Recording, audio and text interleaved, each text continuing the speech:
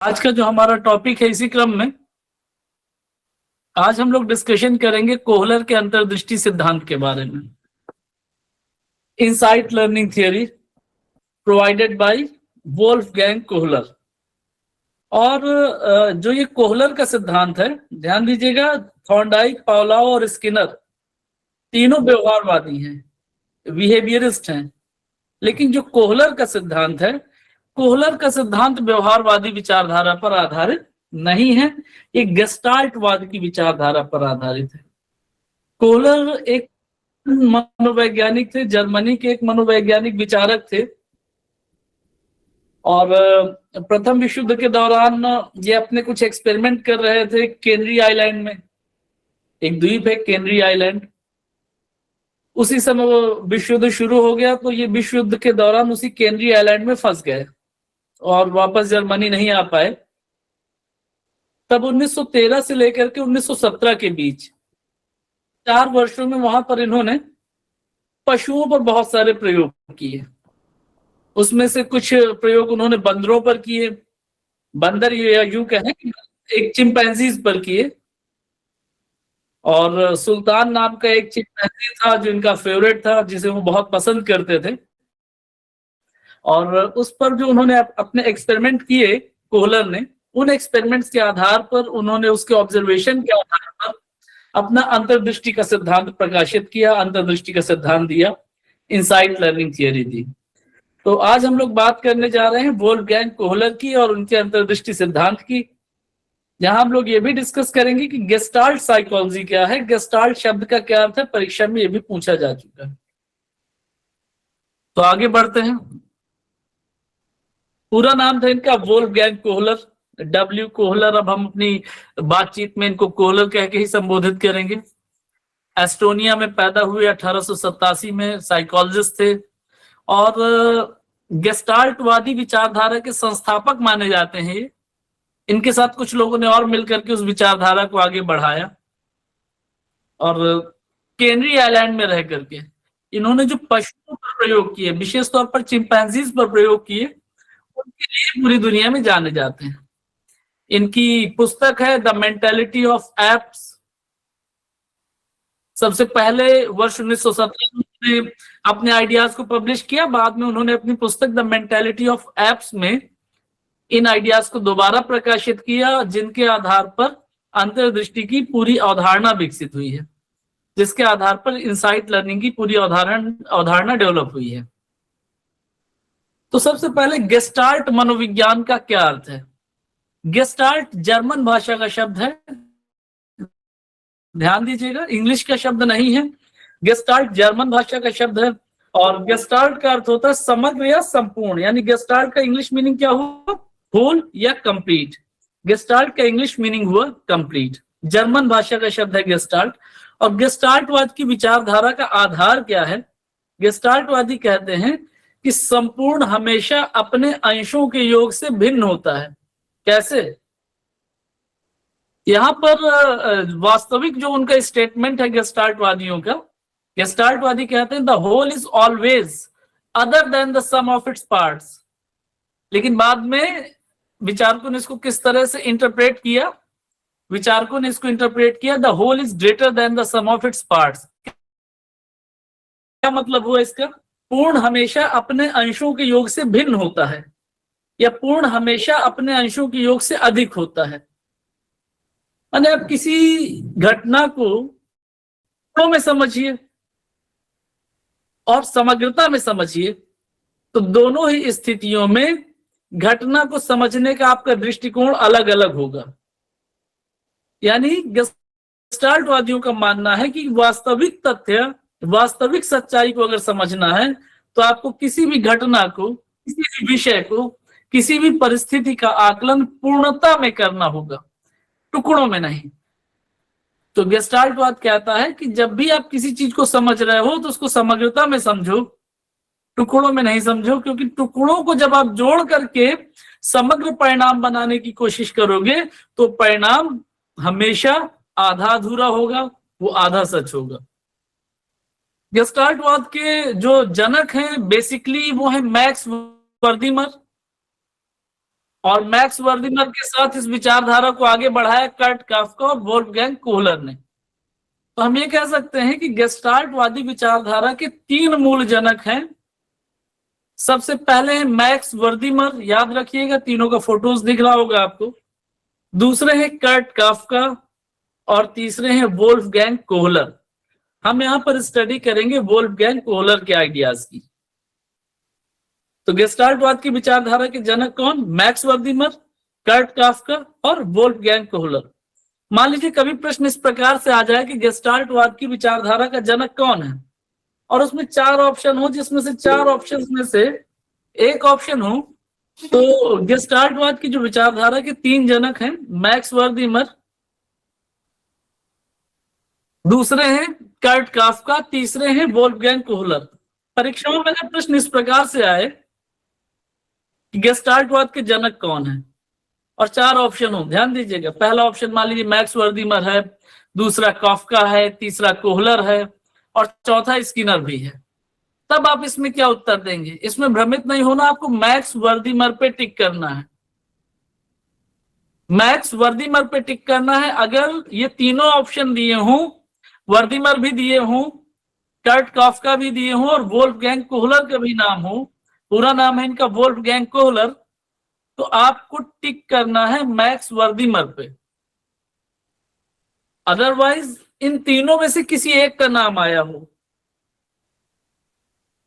तो आप उस नाम पे टिक कर सकते हैं। प्रश्न इस प्रकार से भी आ सकता है कि गेस्टाल्टवाद की विचारधारा के जनक कौन है? मैक्स वर्दिमर, कर्ट काफका, कोहलर और चौथा ऑप्शन हो सकता है उपरोक्त सभी। तो उस कंडीशन पे आपको टिक करना है उपरोक्त सभी पे। तो गेस्टाल्टवाद के 3 फाउंडर वर्दिमर, काफका और कोहलर। गेस्टाल्टवादी विचारधारा का मूल आधार क्या है? वो कहते हैं कि पूर्ण हमेशा अपने अंशों के योग से भिन्न होता है, या पूर्ण हमेशा अपने अंशों के योग से बड़ा होता है। The whole is always other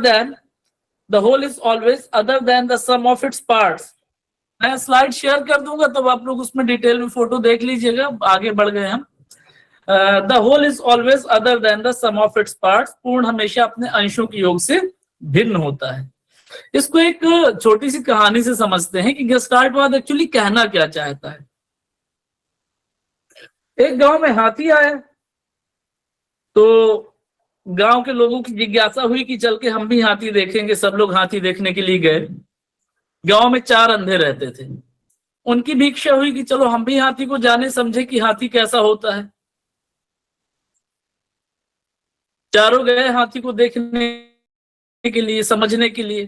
तो एक अंधे ने हाथी की सूंड पकड़ी, दूसरा उसके पैरों को पकड़ पाया, तीसरा उसकी पूंछ को पकड़ पाया और चौथा ऊपर चढ़ गया तो उसने उसके कानों को महसूस किया।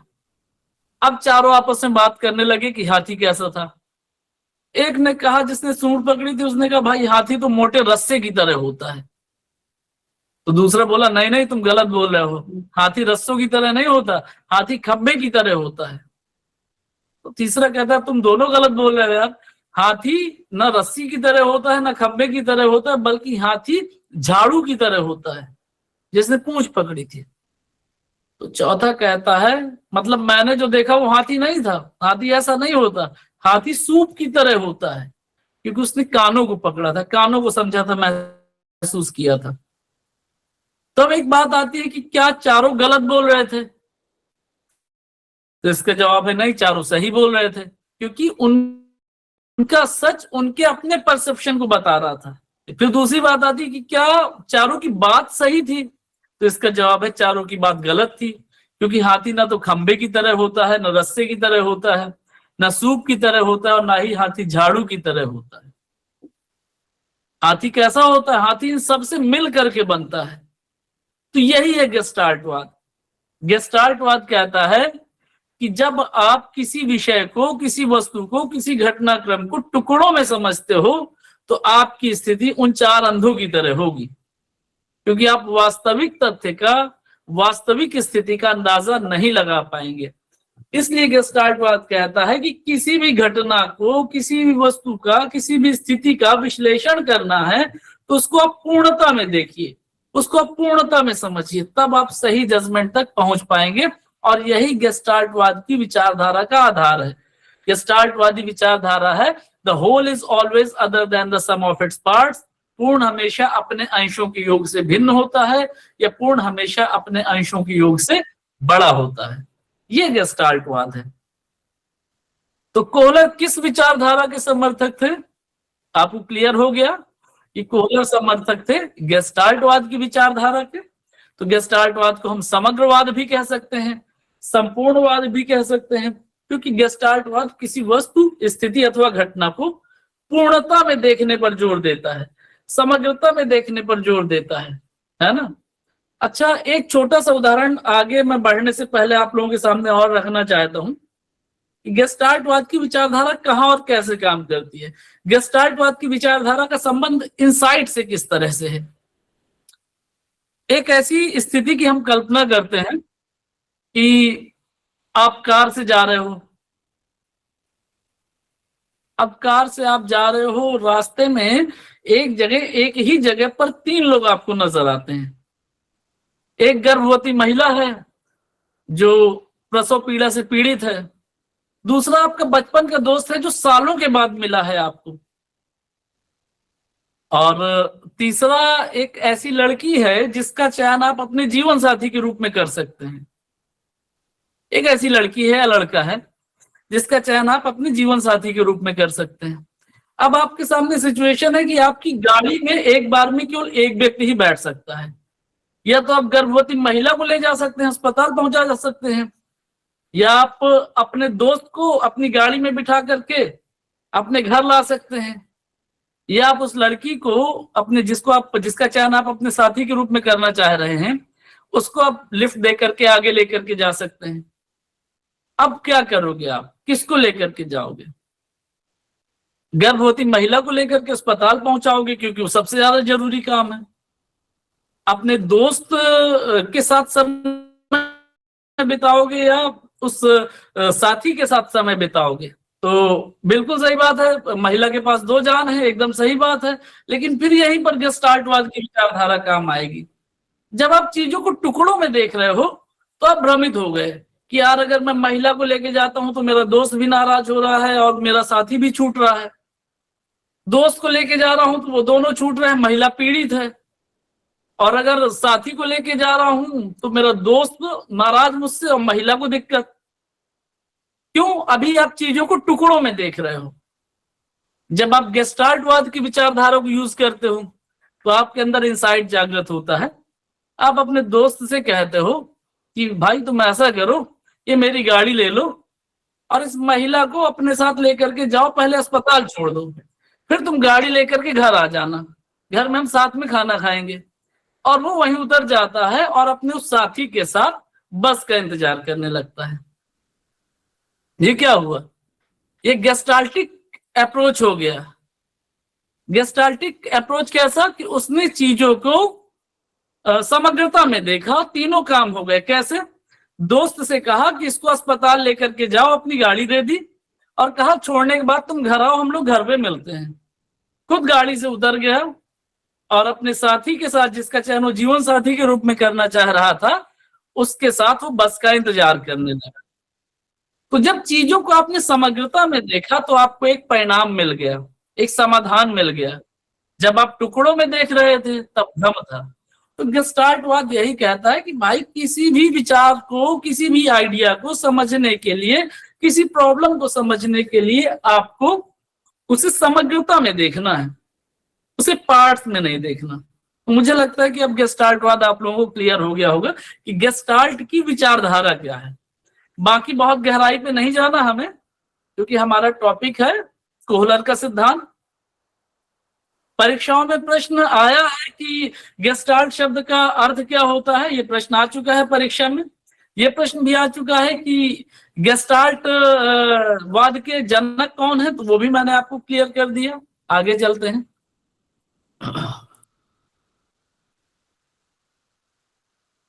एम्बुलेंस बुला लेंगे शशि जी, वो भी एक सही बात है।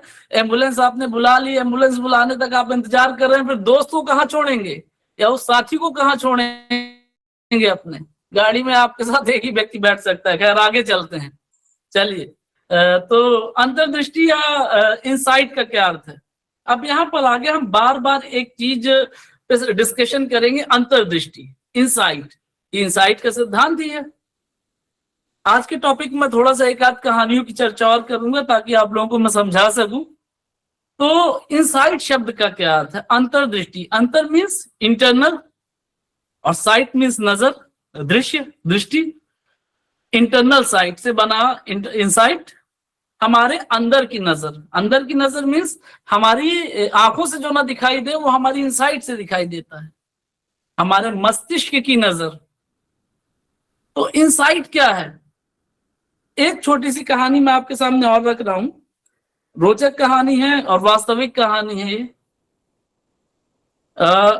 आप लोगों ने सबने नाम सुना होगा आर्किमिडीज का।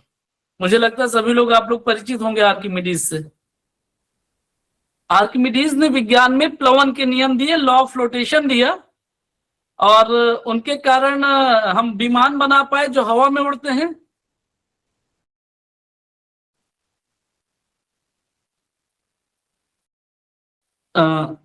जो लोग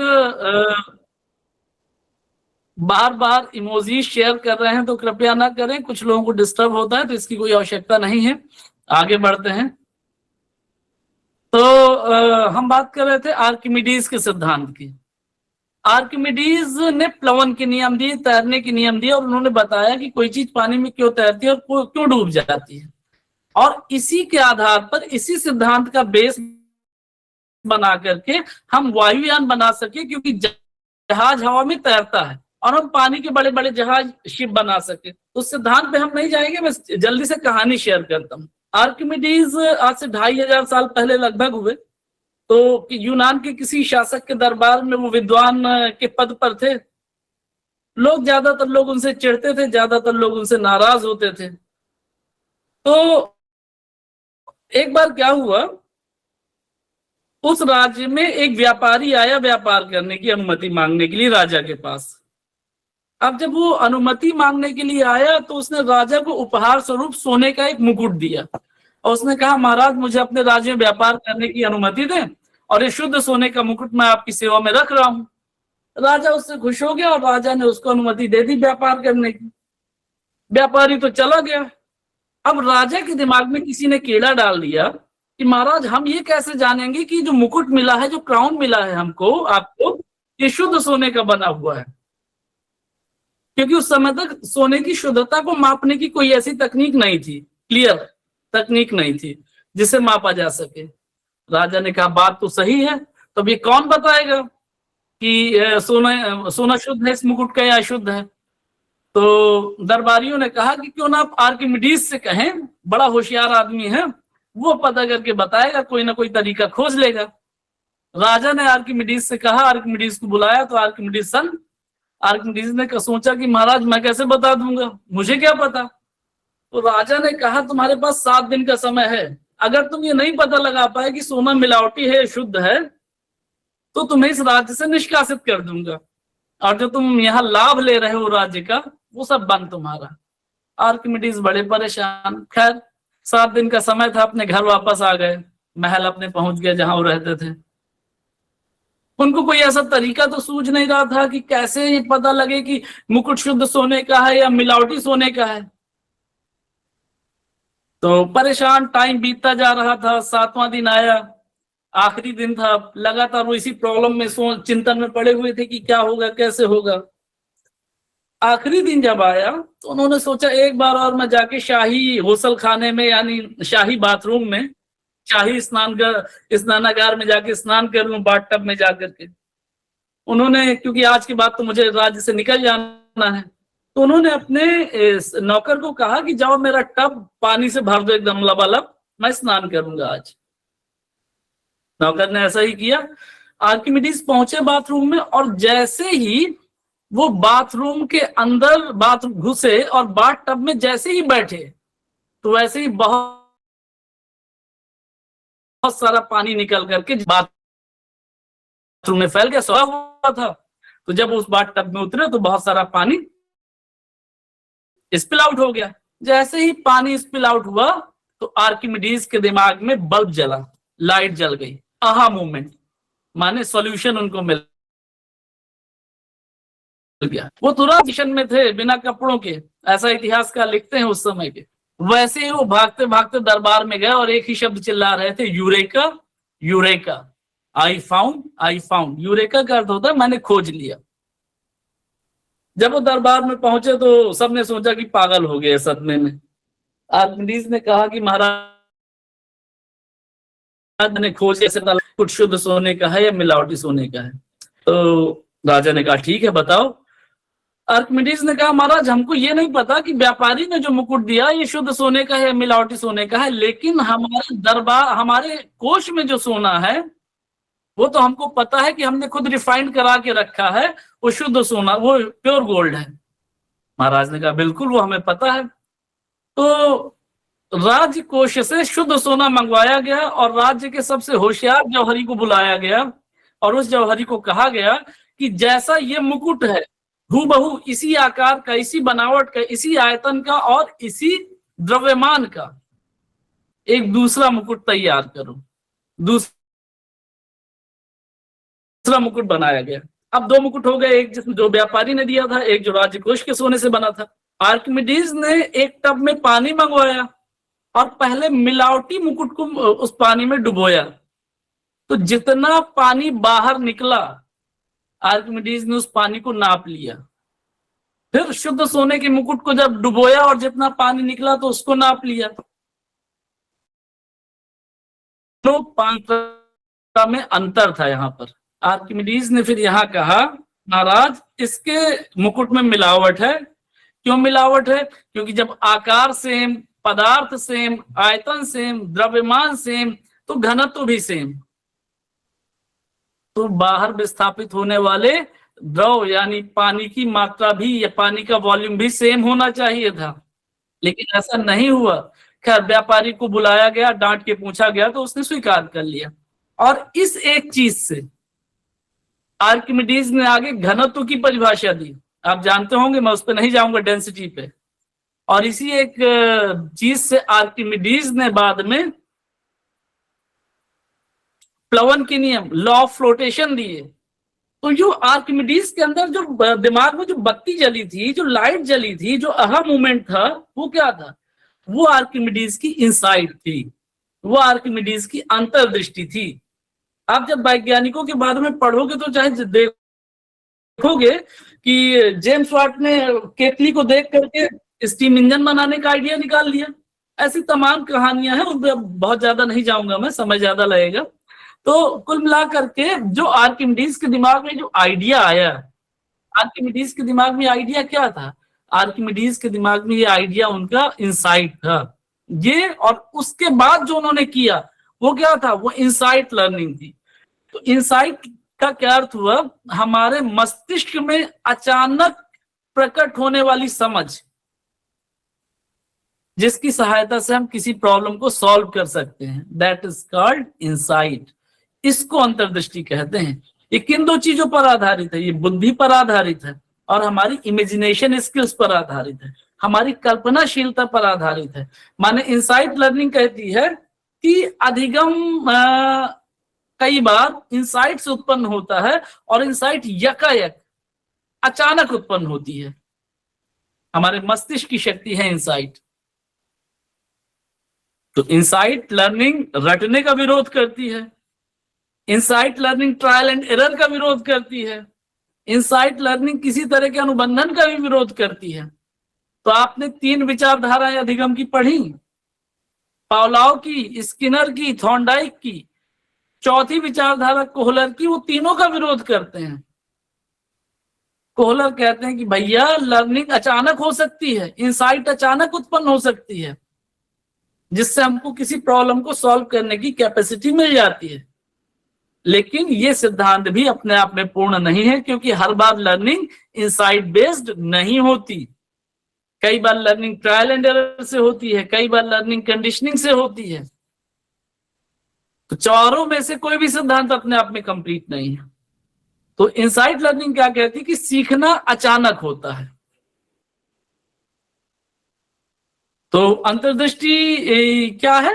जब किसी समस्या का समाधान अचानक दिमाग में उत्पन्न हो जाए, और तब उत्पन्न होगा जब हम समस्या के सभी पहलुओं पर विचार कर लें एक साथ, यानी गेस्टाल्टिक अप्रोच से जब हम प्रॉब्लम को सॉल्व करने की कोशिश करें।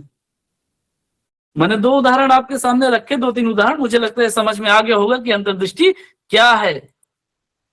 तो अंतर्दृष्टि अचानक उत्पन्न होती है, इसकी विशेषताओं की अगर बात करें, ये तब उत्पन्न होती है जब हम विषय वस्तु को संपूर्णता में देखते हैं, समग्रता में देखते हैं, और जिसकी बुद्धिमत्ता जितनी अच्छी होती है उसकी अंतर्दृष्टि भी उतनी अच्छी होती है। एक सरल शब्द में अंतर्दृष्टि को हम कह सकते हैं सूझ, है ना। जो ज्यादा बुद्धिमान होगा हम मानते हैं कि भाई उसकी सूझबूझ की क्षमता अच्छी है, कम बुद्धिमान व्यक्ति की सूझबूझ की क्षमता कमजोर है। यह अंतर्दृष्टि की विशेषता है। अब कोहलर का एक्सपेरिमेंट क्या है? अच्छा, इस स्लाइड में आप देख रहे हैं कोहलर के बाद 1945 लिखा हुआ है। ये 1945 में प्रिंट हो गया, ये गलत है। यहाँ पर एक्चुअली ये जो एक्सपेरिमेंट हुए थे 1913 से लेकर 1917 के बीच में हुए, और ऑफिशियली जो पब्लिश हुआ वो 1925 में पब्लिश हुआ। तो यहाँ पर 1945 की जगह 1925 होना चाहिए था, मैं सही करके भेजूंगा। लेकिन डेट पे आपको ज्यादा जाने की जरूरत नहीं है, आपको केवल टॉपिक को समझना है। कोहलर कहाँ एक्सपेरिमेंट कर रहे थे? प्रथम विश्व युद्ध के दौरान वो कैनरी आइलैंड में फंस गए अपनी लैब में। अब वो बाहर देश जर्मनी जा नहीं सकते थे क्योंकि विश्व युद्ध शुरू हो चुका था। तो उन्होंने, कोहलर ने वहीं कैनरी आइलैंड में रह करके ही एक्सपेरिमेंट करने शुरू किए पशुओं पर, पशुओं की इंटेलिजेंस को समझने पर। तो उन्होंने बहुत सारे एक्सपेरिमेंट चिंपैंजीज के ऊपर किए, और उनका एक फेवरेट चिंपैंजी था जिस पर उन्होंने सबसे ज्यादा प्रयोग किए। उस चिंपैंजी का नाम था सुल्तान। टीटी की परीक्षा में यह प्रश्न भी आ चुका है। कोहलर के चिंपैंजी का क्या नाम था? कोहलर के चिंपैंजी का नाम था सुल्तान। याद रखिएगा, चिंपैंजी या वन मानुस ऐप की एक प्रजाति है, बंदर नहीं है, ये भी ध्यान रखिएगा। बंदर अलग होते हैं, लेकिन बंदर भी एक ऐप है ना, और ये भी एक ऐप की प्रजाति है। तो प्रयोग क्या था? कोहलर ने 2 तरह के प्रयोग मोस्टली किए। एक बॉक्स एक्सपेरिमेंट किया, दूसरा स्टिक एक्सपेरिमेंट किया। बॉक्स एक्सपेरिमेंट किस तरह से था? बॉक्स एक्सपेरिमेंट के क्रम में कोहलर ने चिंपैंजी यानी सुल्तान के बाड़े में, पिंजड़े में कुछ ऊंचाई पर केलों का गुच्छा टांग दिया। वो इतनी ऊंचाई थी कि सुल्तान उछल करके, जंप करके केलों को नहीं प्राप्त कर सकता था। अब टांग दिया और कोहलर ने फिर ऑब्जर्व करना शुरू कर दिया। कोहलर ने वहां पर पिंजरे के अंदर कई तरह के अलग अलग आकार के बॉक्सेस रख छोड़े थे, पहले से 4-5 बॉक्सेस रख छोड़े थे। कोहलर ने 1-2 बार उछल कूद करके केलों को सुल्तान ने 1-2 बार उछल कूद करके केलों को पाने की कोशिश की, लेकिन वो नहीं पहुंच पाया। तो सुल्तान बैठ गया, और कोहलर ने नोटिस किया कि वो इस तरह से बैठ गया कि मानो कुछ चिंतन कर रहा हो, मानो कुछ सोच रहा हो। उसने चारों तरफ नजर दौड़ाई यानी अपनी परिस्थिति का आकलन किया कि केला ऊपर है, मेरे पिंजड़े में ऐसी क्या चीज है जिससे मैं केले पा सकता हूं। ध्यान दीजिएगा, यहाँ पर एक बंदर की बात हो रही है, एक चिंपैंजी की बात हो रही है। चिंपैंजी थोड़ी देर चिंतन करता रहा, फिर उसने चारों तरफ नजर दौड़ाई, और उसको जब अलग अलग आकार के बॉक्सेस दिखे तो उठा। उसने बॉक्सेस को उठाया और एक दूसरे के ऊपर रखा, उन बॉक्सेस के ऊपर चढ़ा, और चढ़ करके उसने केले प्राप्त कर लिए। कौन कर रहा था ये? एक चिंपैंजी कर रहा था। चिंपैंजी ने क्या किया? अपनी इंसाइट का प्रयोग किया अपनी परिस्थिति को समझने के लिए। और उसने कौन सा अप्रोच यूज किया? गेस्टाल्टिक अप्रोच यूज किया।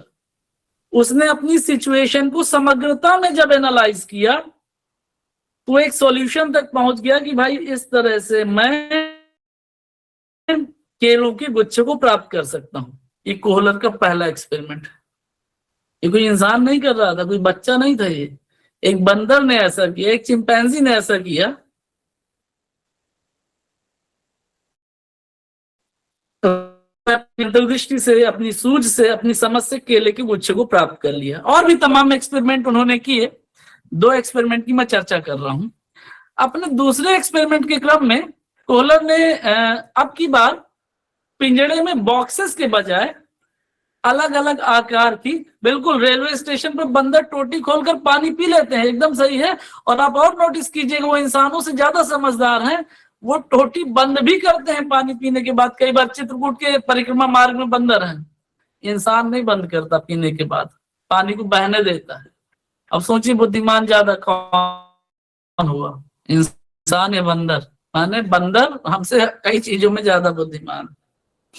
चित्रकूट में बंदरों को नोटिस कीजिए, वो चिप्स का पैकेट की चिप्स खाते हैं।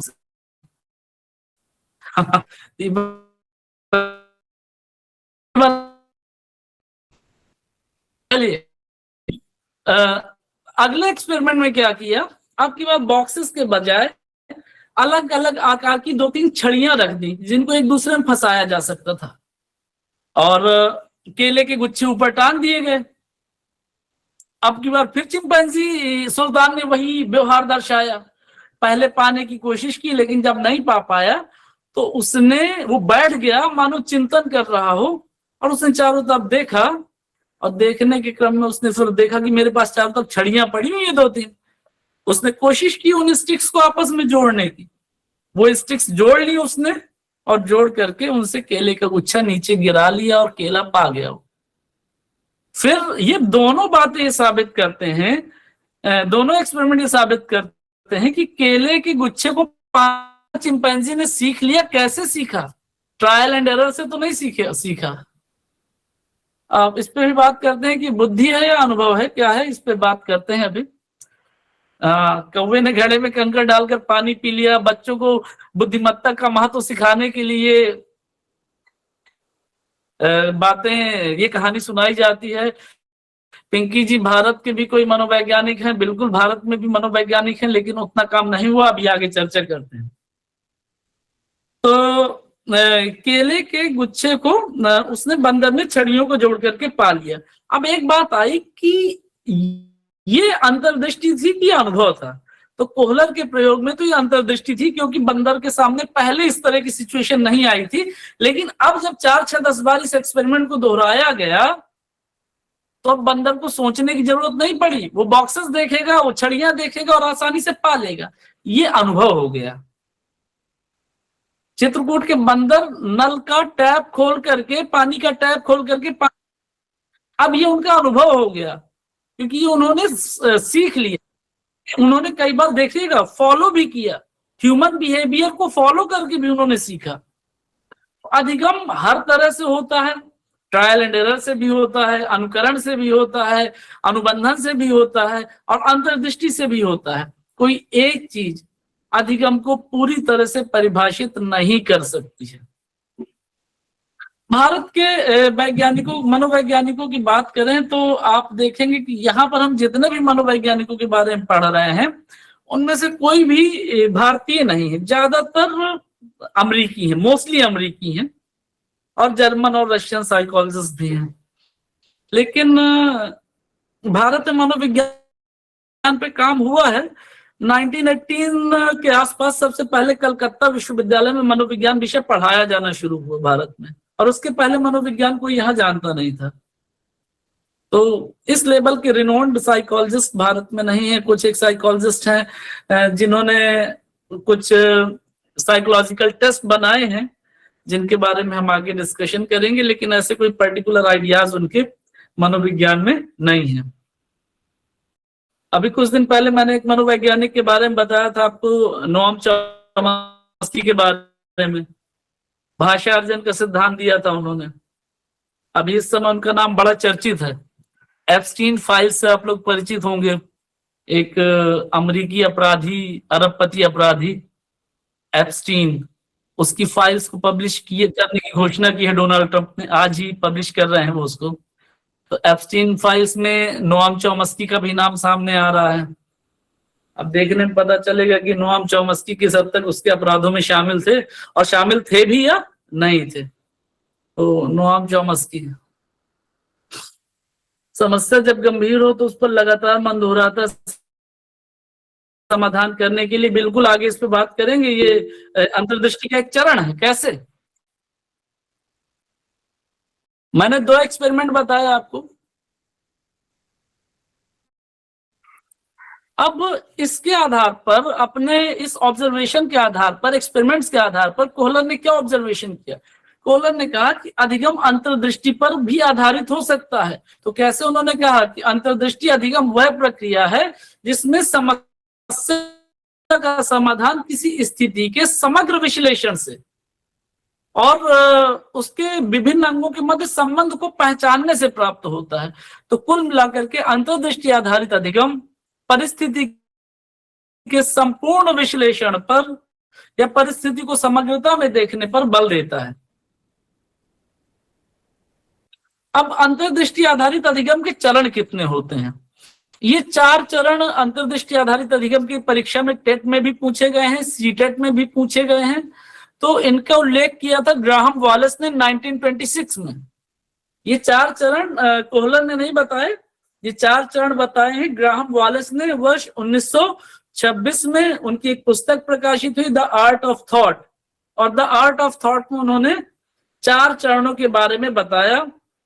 किसी समस्या को समाधान करने के लिए अंतर्दृष्टि को डेवलप करने के कौन कौन से स्टेप्स हैं जो हमारे दिमाग के अंदर चलते हैं। वो 4 चरण हैं, जिसमें से अभी एक स्टेप की चर्चा आप में से किसी ने की थी मैसेज के थ्रू। पहला चरण है प्रिपरेशन यानी तैयारी, दूसरा चरण है उद्भवन यानी इंक्यूबेशन, तीसरा चरण है इल्यूमिनेशन यानी प्रकाशन, और चौथा चरण है सत्यापन यानी वेरिफिकेशन। 4 चरण हैं, याद रखिएगा, एक क्रम में है ये चारों चरण।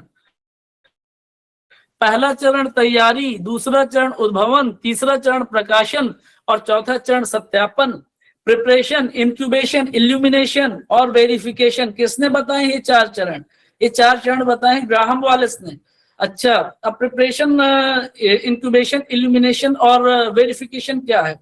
एक स्टूडेंट के पर्सपेक्टिव से समझते हैं। मान लीजिए एक गणित का एक विद्यार्थी गणित के कुछ प्रश्नों को हल करने का प्रयास कर रहा है।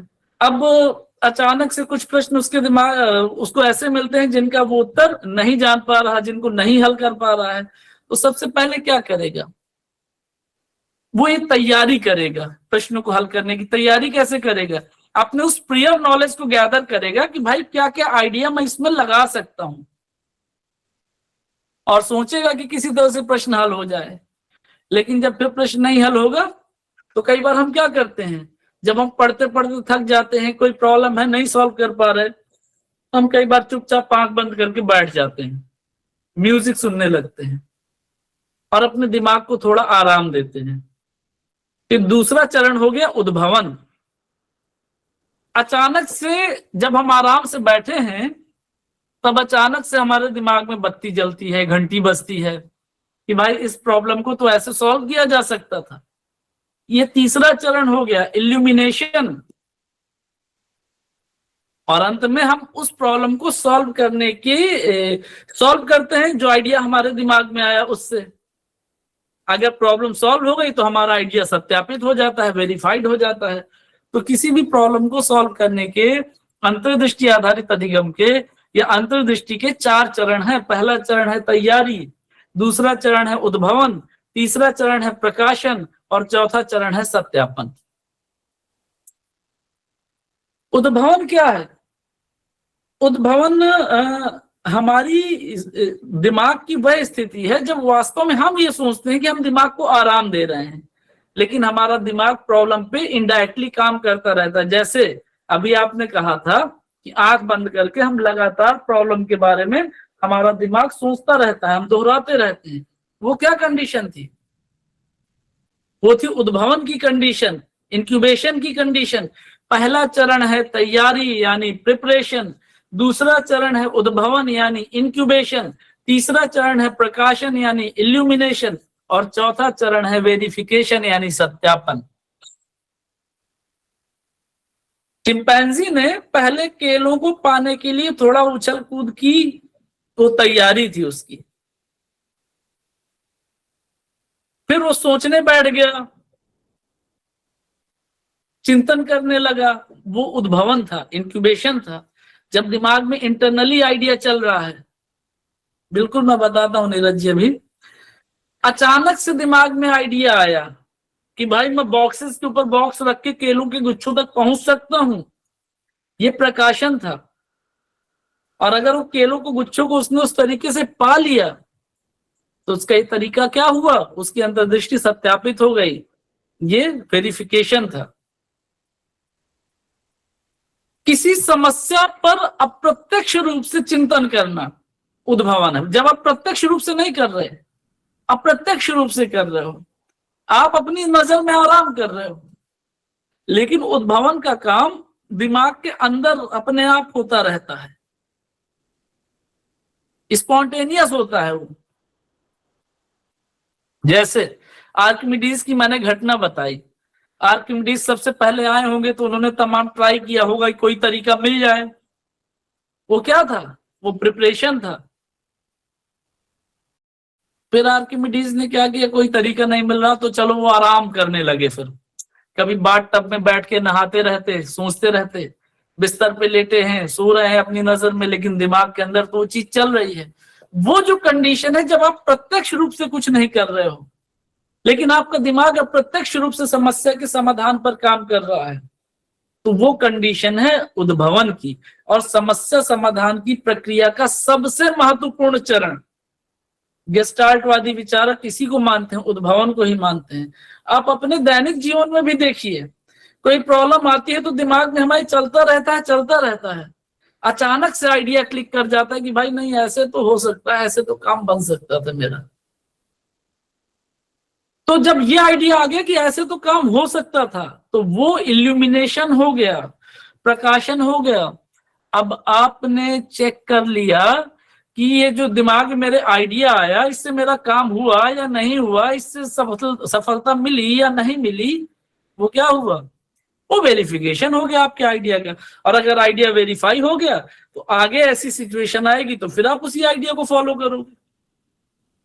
तो अंतर्दृष्टि आधारित अधिगम की प्रक्रिया के 4 चरण जो जी वॉलेस ने बताए थे, ग्राहम वॉलेस ने अपनी पुस्तक द आर्ट ऑफ थॉट में वर्ष 1926 में प्रकाशित हुई थी। पहला चरण है तैयारी, दूसरा चरण है उद्भवन, तीसरा चरण है प्रकाशन और चौथा चरण है सत्यापन, प्रिपरेशन, इंक्यूबेशन, इल्यूमिनेशन और वेरिफिकेशन। आई थिंक क्लियर हो गया होगा।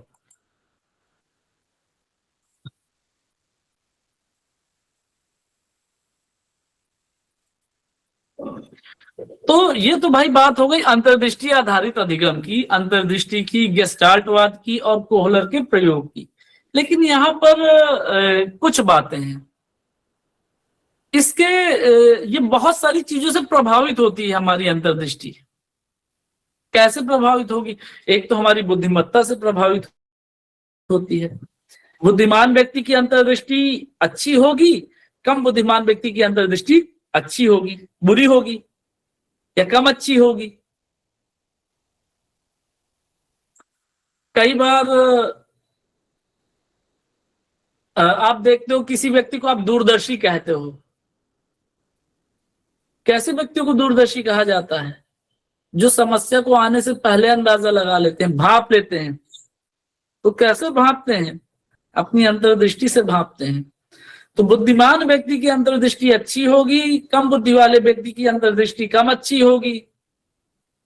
जो व्यक्ति जितना ज्यादा अनुभवी होगा, जो व्यक्ति जितना ज्यादा अनुभवी, उसकी अंतर्दृष्टि उतनी अच्छी होगी। शुरुआत में सर ने एक बात कही थी, कुछ लोग पढ़े होते हैं और कुछ लोग कढ़े होते हैं। तो जो कढ़े लोग होते हैं उनकी अंतर्दृष्टि अच्छी होती है। क्यों? क्योंकि उन्होंने अनुभव ज्यादा प्राप्त किए होते हैं। तीसरा, जो प्रॉब्लम का जो लेवल है और प्रॉब्लम की जो नीड है, नेसेसिटी है, वो भी अंतर्दृष्टि को प्रभावित करती है। आप ढेरों जो सफल लोग हैं, आप जब उनके बारे में पढ़ोगे तो आप पाओगे कि उन्होंने जो बड़े बड़े काम किए अपनी अंतर्दृष्टि के आधार पर किए, इंसाइट के आधार पर किए। जैसे रामानुजम का नाम आप लोगों ने सुना होगा, भारत के महानतम मैथमेटिशियन है। रामानुजम कहते थे कि उनको गणित के जटिल प्रश्न, गणित की जटिल पहेलियां, गणित की जटिल सिद्धांत देवी मां सपने में आकर के सिखाती हैं। अल्बर्ट आइंस्टाइन कहते थे कि वो अपने आइडियाज को सपने में देख लेते हैं। ये सपने क्या थे? ये अंतर्दृष्टि के को प्रस्तुत करने वाले स्वप्न होते थे। आर्किमिडीज ने प्रॉब्लम का सॉल्व कैसे किया? बुद्धिमान, उन्होंने अपनी, उनकी इंसाइट अच्छी थी।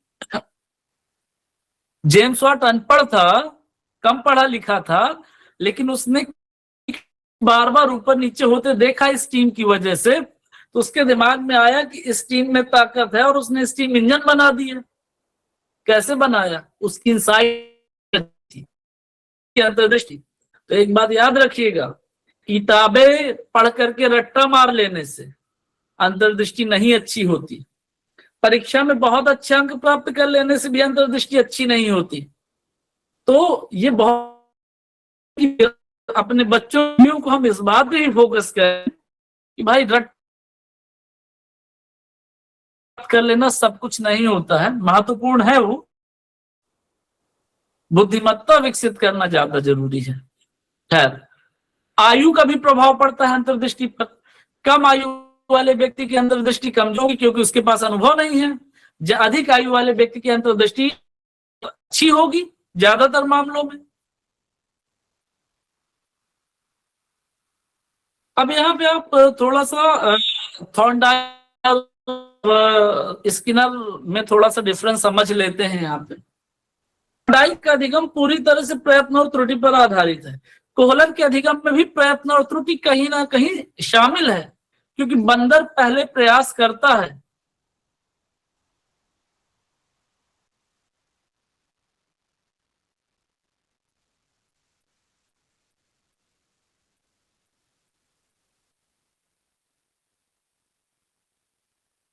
हाँ, अगर समझ में ना आए, उसमें अभी जो आप लोगों का लक्ष्य है उस लक्ष्य पे काम करना चाहिए। आ जाएंगे तो आप लोग आसानी से दे पाएंगे किसी विषय में, न बाल मनोविज्ञान में बल्कि अन्य किसी विषय में डिस्कस कर सकते हैं 2 बार, 3 बार, 4 बार, और फिर सब पढ़ने का अपना अपना किसी तरह से पढ़ता है, कोई कैसे पढ़ता है। बच्चों को फिर भी हमें एनकरेज करना चाहिए कि वो रटने के बजाय सीखें। तो प्रयत्न और त्रुटि कहीं ना कहीं कोहलर के सिद्धांत में भी सम्मिलित है, और लेकिन कोहलर फिर भी कहते हैं कि अधिगम प्रयत्न और त्रुटि का परिणाम नहीं है, अधिगम अंतर्दृष्टि का परिणाम है। प्रयत्न और त्रुटि में अधिगम धीरे धीरे होता है, अंतर्दृष्टि में अधिगम अचानक से हो जाता है। प्रयत्न और त्रुटि का आधार है अभ्यास, प्रैक्टिस लगातार। अंतर्दृष्टि आधारित अधिगम का आधार है बुद्धिमत्ता। प्रयास और त्रुटि एकदम मशीन की तरह जब काम करो आप, मैकेनिकल है, लेकिन अंतर्दृष्टि आधारित अधिगम पूरी तरह से कॉग्निटिव है, संज्ञानात्मक है। शुरुआती कक्षाओं में प्रयास और त्रुटि ज्यादा फायदेमंद है, कक्षाओं में ज्यादा फायदेमंद है। तो कुछ कुछ ये प्रयास और त्रुटि से तो मिलता है, लेकिन अनुबंधन का तो बिल्कुल भी समर्थन नहीं करता, चाहे वो पावलोव का अनुबंधन हो या स्किनर का अनुबंधन हो। अब इसको कक्षा में क्या इसके इम्प्लीकेशन निकलते हैं कि भाई कक्षा में इसका एक इम्प्लीकेशन निकलता है कि विषय वस्तु को जब समझाया जाए, वस्तु को पहले बच्चों के सामने समग्रता में एक कथा की तरह, कहानी की तरह रखा जाए और बाद पर चर्चा की जाए। शिक्षण सिद्धांत है पूर्ण से अंश क्या विचारधारा सिखाता है। किन विषयों के लिए ज्यादा फायदेमंद है? सपने में किसी समस्या का हल ढूंढना बिल्कुल समाधान आधारित अधिगम, गणित जैसे विषय, विज्ञान जैसे विषय बहुत उपयोगी है। तर्क जैसे विषयों के लिए समस्या समाधान आधारित अधिगम रट के बजाय सीखने और समस्या समाधान पर। अब शिक्षक का रोल क्या होना चाहिए, आप इसमें पढ़ सकते हैं। पहली बात तो पूर्ण संश के नियम का पालन करे। अगर गेस्टाल्टवादी शिक्षक है, विषय को बच्चों के सामने डिटेल में पहले रख दे, बाद में उसके टुकड़ों पर चर्चा करे। महत्वपूर्ण काम ये करना चाहिए, शिक्षक को विद्यार्थियों को जिज्ञासु बनाने की दिशा में प्रयास करना चाहिए। आप अपने विद्यार्थी को प्रश्न पूछना सिखा दीजिए, प्रश्न करना सिखा दीजिए। और अगर इतना सिखा दिया तो आपने ये मान लीजिए कि 50% से ज्यादा काम आपका हो गया।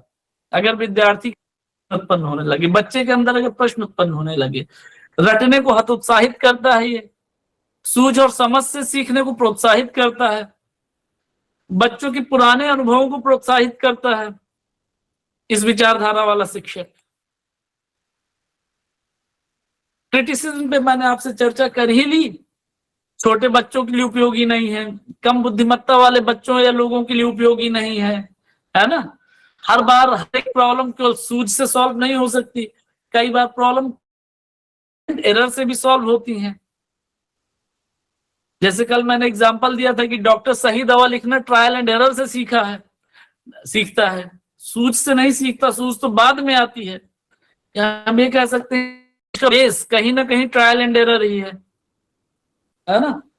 तो ये इसके कुछ लूप्स हैं, लूप होल्स हैं, ये भी याद रखिएगा, परीक्षाओं में प्रश्न आते हैं।